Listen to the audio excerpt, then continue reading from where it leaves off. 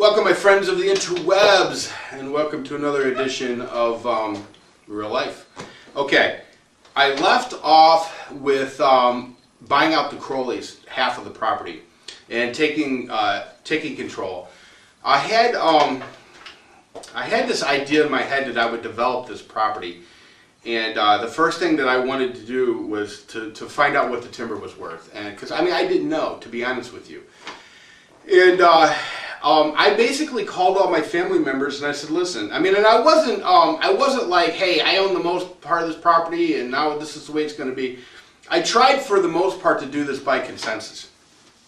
And not that I had people voting or anything like that, but I didn't want to come off as, some little Napoleon, though I was in charge. And I made it quite clear that that was the case.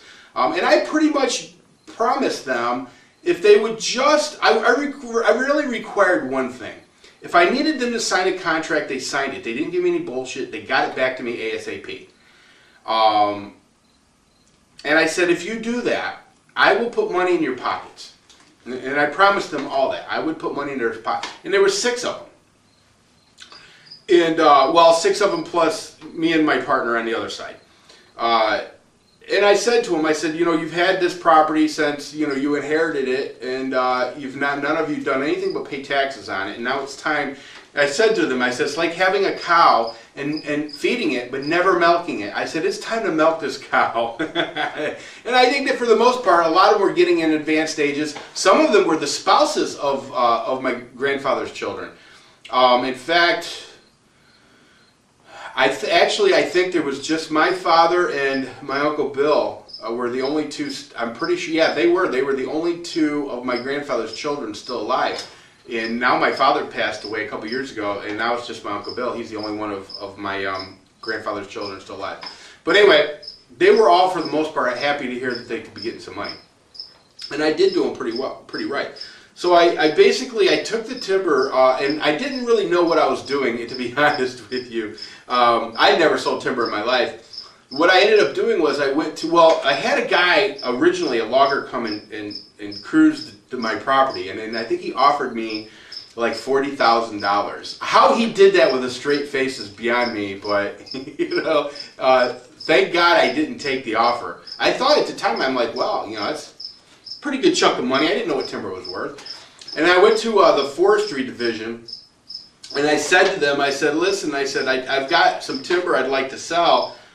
Could you give me some direction? And they said, well, we have a master logger program, and you can find it online, Kentucky Master Loggers, and you can actually filter your search for master loggers by county. So that's what I did. I did a search for master loggers for Bell County, Knox County, and Harlan County.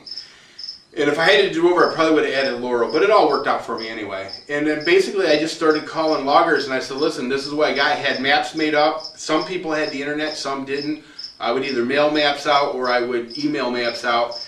And then they would cruise the timber, and I told them, I said, over the next 30 days, whoever ends up being the top bidder on this timber will get the timber. And it was really, really, really good timber. In fact, at one point I talked to a guy at a sawmill after I'd sold it, and he told me, he said he hadn't seen timber like that in years and years and years. Well, like I said, the hunters and the Crowleys couldn't agree on anything, so the trees just kept growing. So anyway, the whole bidding process was kind of interesting, because what would happen would be one guy, the first guy offered me 40 grand. I don't really count that, though. I think the first bid came in for my efforts at like 60.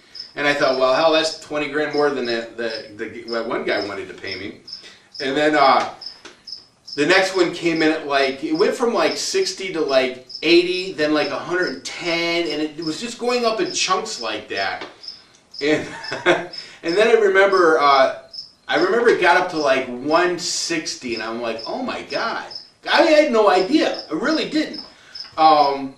And it just kept going up, bidding up. And then eventually, I remember when it broke $200,000, and I about pissed myself. And I'm calling, family members going, you're not going to believe this.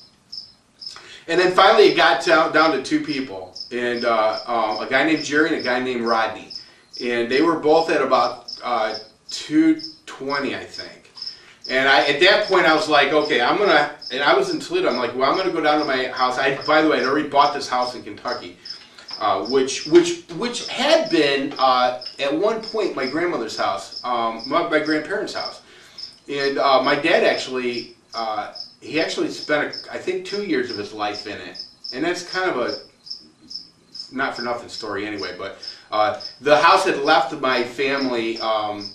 After my grandmother died. It wasn't really in her name, it was in my aunt's name. She had bought it for my grandmother and my grandfather. And anyway, consequently, it got sold. I got the opportunity to buy that house back, which is really neat for me because that's the house that I spent summers in as a kid. So anyway, I go down, I tell Rodney and I tell Jerry, I'm going down to Kentucky. Here's directions to my house. Meet me at the house. And Jerry came first, and Jerry came with a couple of representatives from one of the largest sawmills in southeast Kentucky, a sawmill, a company called Forest Products. And so he came with his checkbook. That's who they were. They were the checkbook. And Jerry had looked at the timber, and he knew it. He knew what he was looking at, and as did the guys from Forest Products, and they really wanted that timber. And I said to them, I said, well, you know, I said, I got another guy coming in about an hour. You know, you got to do me better than 220. Of course, what they didn't know is that I would have taken 220, and I was actually ready to take 220. What I wanted to know, too, was that were these guys that I could trust wouldn't mess up my property or just, you know, I didn't want any problems. It turned out that I picked, really, it was Jerry and his partner, General, and I really picked two of the finest men in southeast Kentucky. I mean, these guys are really, really good guys. So anyway, they were powwowing and whispering in each other's ears, and Jerry said, listen, I can go 230 and that's it. And I was like, okay, you know what? I feel good about it. I had a great vibe about those two guys. And I said, okay, and I shook their hands, both Jerry's and General's. I shook their hands, and I said, it's a deal. And he said he'd be by in a couple of days. He'd get to the bank, and Forest Products had backed that deal for him. Anyway, it was going to be a couple of days before he could get me the checks, but it was a deal. He said, all right, well, you know, and I'll be coming and bring my equipment and all this. I said, it's fine. So they leave, and you know, a lot of these guys from the timber business know each other. Well, a lot of them have to take classes, like the master logger classes together. So they're leaving. Rodney is showing up, and he spots Jerry and General. And he comes out, and I'm standing on my porch, which most of you have seen from my videos. And Rodney, he comes walking up, says hi to the fellas, and comes past them, and they leave. And he says, how's it going? He could tell he was a little nervous. I said, it's going pretty good. He goes, what'd they offer you? And I said, 230. And I said, I took the deal, 230 grand. He said, I'll give you 250. Or no, first he goes, he goes, I'll give you 250. And I said, I've already sold it. He goes, did you sign anything? And I said, no, but I shook their hands, and that's all that really matters to me. And he respected that, and he said, okay. He goes, I wish I could have got here first. I said, well, you know. And truthfully, Rodney seemed like a pretty nice guy. He really did.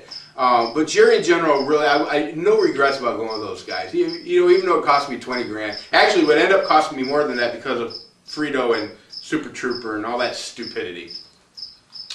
So anyway, meanwhile, what you didn't know, what I wasn't talking about, was that I had a plan, okay? The timber, and by the way, most of you, and if you don't, go back to the beginning of my real life videos, you pretty much know what happens after that, as far as the timber goes. You know, because Frito was not about to let me, you know, and God, it's been so long since I've really even talked about Frito, but, you know, God rest his soul. Frito was not about to let me cut that timber, and with his little lapdog, Super Trooper, he was going to try to make it damn near impossible. He was trying to prevent it.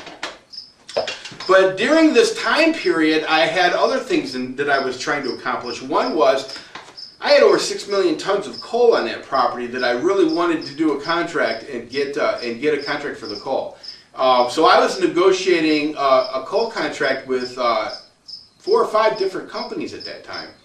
And I was also thinking about the gas and the oil, because I knew that there was gas and oil there. oil actually seeps out on one part of my property. Actually seeps out and into the water stream. You know, it's a natural oil spill is what it is. Which is not. Look it up. It happens all over the place. It's just the way it is. Yeah, there's oil spills by God all over the place all the time. So I knew there was oil there, and I knew there was gas because the lowland next to my house, whenever it would rain hard when I was a kid, that was a field there. There wasn't trees and stuff like there is today. But you could literally, it would collect water, and you could see the gas bubbles coming out, you know. So that place is loaded with gas. Most places that have coal have natural gas of some sort. In fact, most mining explosions happen because of gas.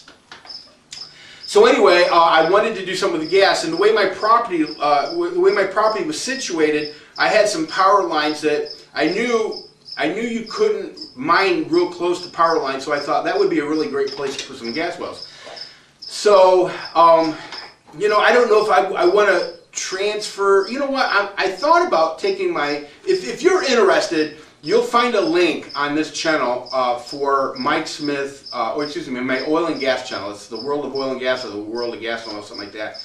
And you'll find 4 videos in there called Mike Smith Target Oil and Gas 1, Mike Smith Target Oil and Gas 2, 3, and 4. Okay, watch those 4 videos if you want, and consider them part of this real life story. Mike Smith is the president of Target Oil and Gas, and he is going to be sentenced October 12th, and hopefully for he'll be getting a very, very long period of time in jail to think about, you know, trying to screw me over.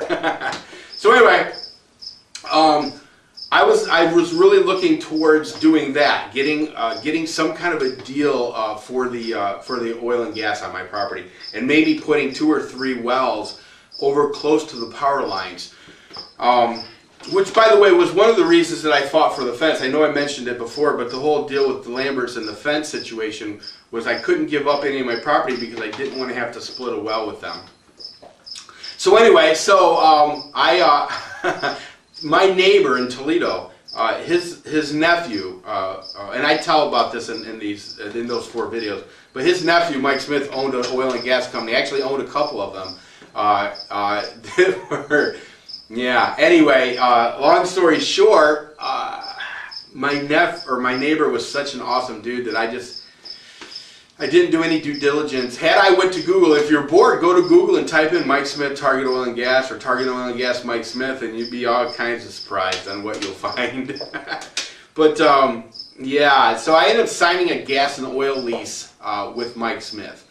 And that lease was actually for 4 wells. 1 well was to be next to real close to my house, and the thought there was because I would get free gas, I could run gas to my house.